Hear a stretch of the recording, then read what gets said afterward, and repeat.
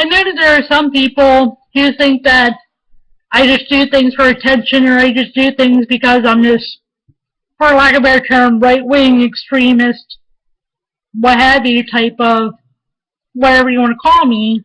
And I can assure you that I'm neither to the right nor to the left, although I am registered as a Republican, and I can tell you that I'm pro-life, pro-death penalty, and I like the way that someone stated this. If you're pro-life, you have to be for the death penalty, and this is the way I thought about it.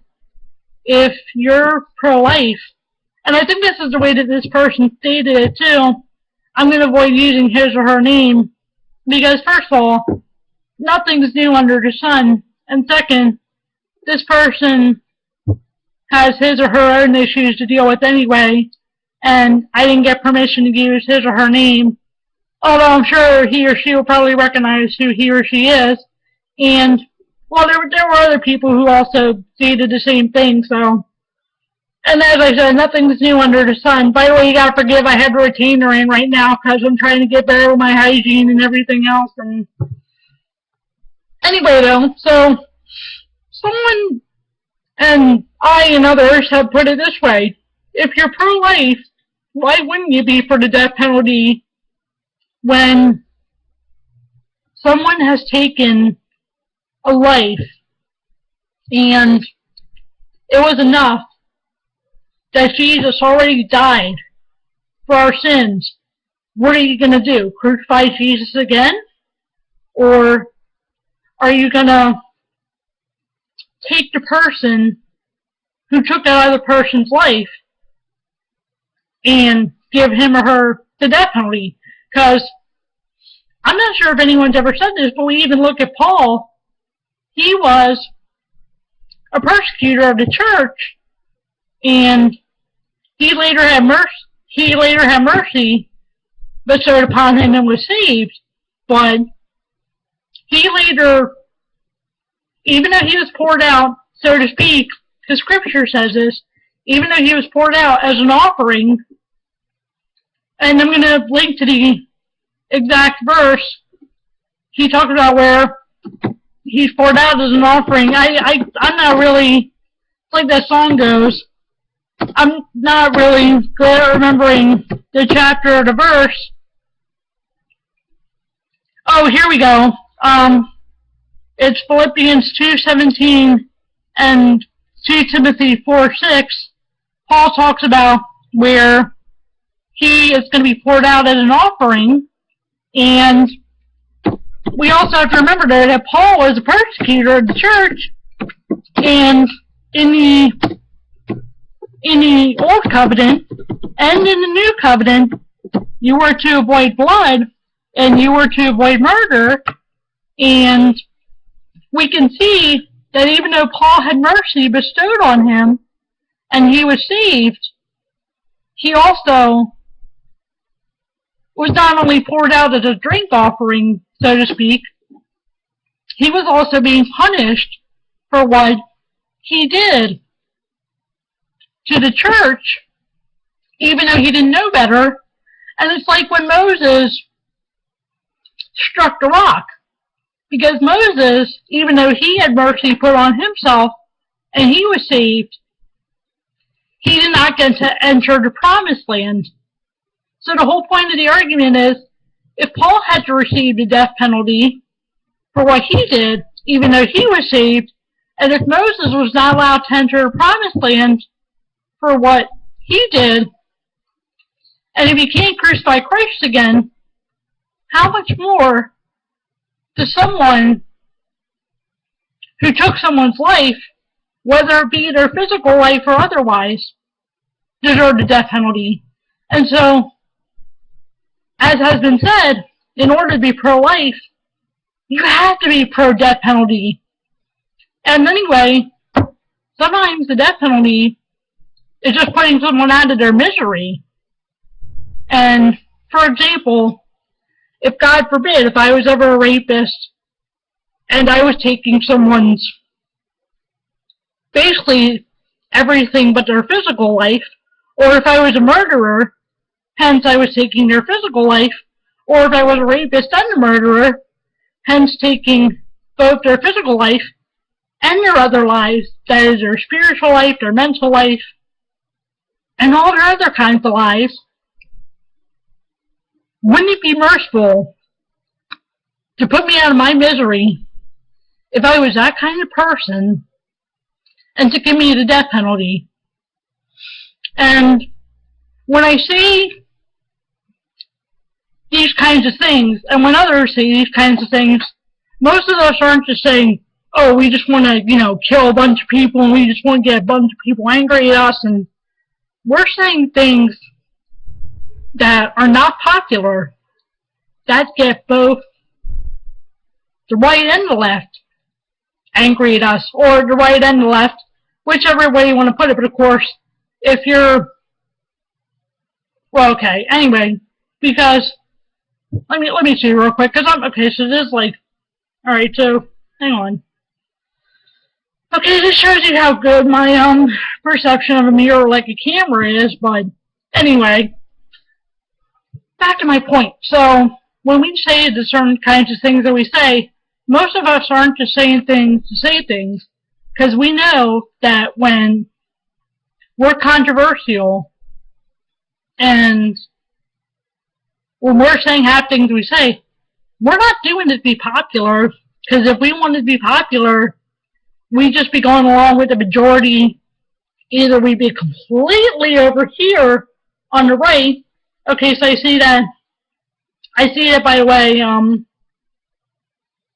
currently, as far as the camera goes, I'm seeing my right to my left being reflected back at me, and my left being reflected as my right back to me. Does that make sense? So kind of like a mirror. But anyway, so most of us are not trying to, when we say controversial things, most of us are trying to stay away from being polarized on the right or polarized on the left. And also, by the way, that's one thing that makes the Bible true. How could, for lack of a better term, how could a book 3,000 years ago say to turn neither to the left nor to the right, or actually I should put it this way, to turn neither to the left nor to the right? How could a book 3,000 or 2,000 years ago say to turn neither to the left nor to the right when we didn't have that concept of right and left in terms of world views and political views and other kinds of views? And how could a book foresee? We're talking here, so if I do the math here real quick, let's see, so right now it is 2013, let's assume that it was about 3,000 years ago. Okay, so, alright, well, maybe that's a little ish. Okay, I kind of underestimated there, because then that would be 987 BC, so that's going into David's and Solomon's reigns, and let's just say 4,000 years ago then. So let's do that. Let's take, trying to get my math here. I haven't taken my ADD meds and stuff yet today, because it was a really busy day, and just things along those lines, and people are going to think I'm ranting here. But anyway, so let's get back to what we're doing here. So if you take 2013 and put it out like 4,000 years ago, you have, okay, you have, this is my math and my ADD and everything, whatever. So you have 1987 BC. Now let's be generous and adjust that for 3,500 years. So 2013 minus 300, 5,000. Okay, so you have 1487 BC. Now how could a book that was written as far back as 1987 BC foresee that we were going to have right and left? And that's what convinces me that the Bible is true, and that we don't have to like everything in the Bible, but it's not really always about a right or left issue.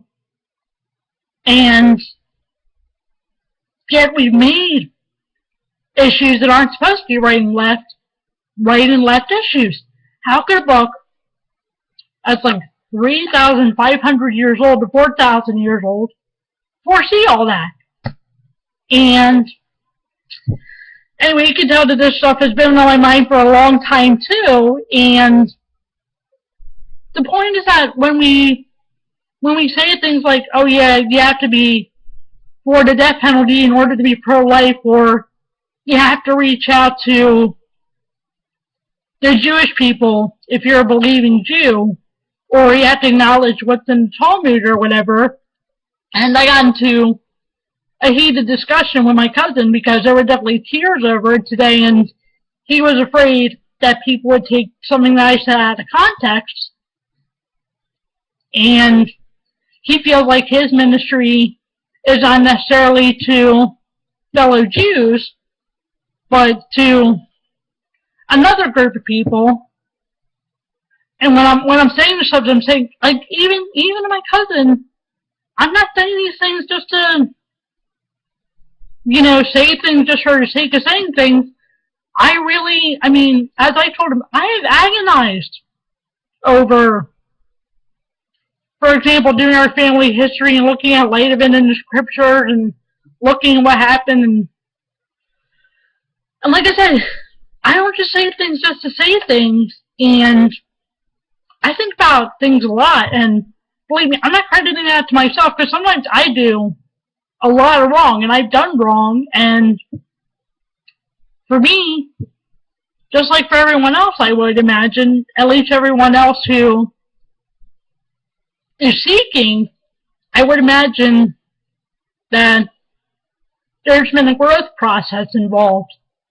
But as I said, when controversial things are said, and there are things that are said rightly, they're not things that are just being said to be said. And I think that's what most people miss, that